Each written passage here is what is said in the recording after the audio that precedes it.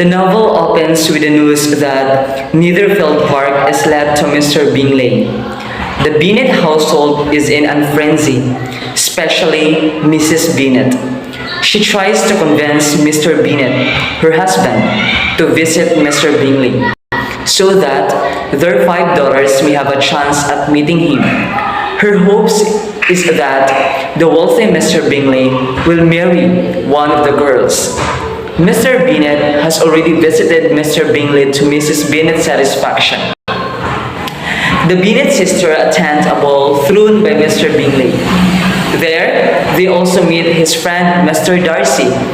Mr. Darcy slides Elizabeth in a dance, and that turns Elizabeth's heart against him.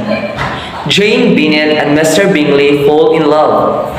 With the news of Jane and Mr. Bingley's romance spreads, his mean sisters break them apart by sending Mr. Bingley away. Mr. Darcy is falling in love with Elizabeth but can't seem to overcome his initial offense at the dance. By the end of the story, Jane marries Mr. Bingley after he returns.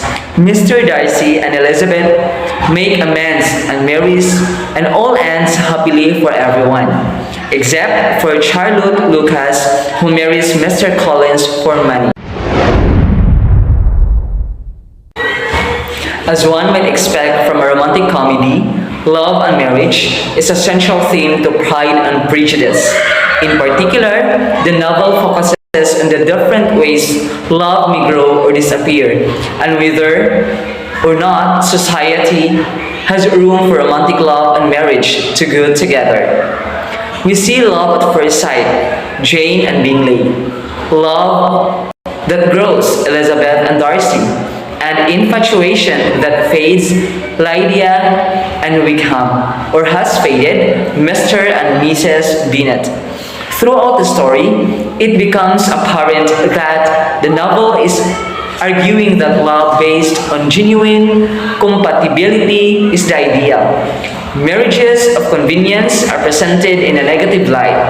Charlotte marries the obnoxious Mr. Collins out of economic pragmatism and admits as much, while Lady Catherine's imperious attempt at forcing her nephew Darcy to marry her daughters to consolidate estates are presented as outdated, unfair, and ultimately an unsuccessful power grab. Like several of Austen's novels, Pride and Prejudice also cautions against infatuation with overly charming people.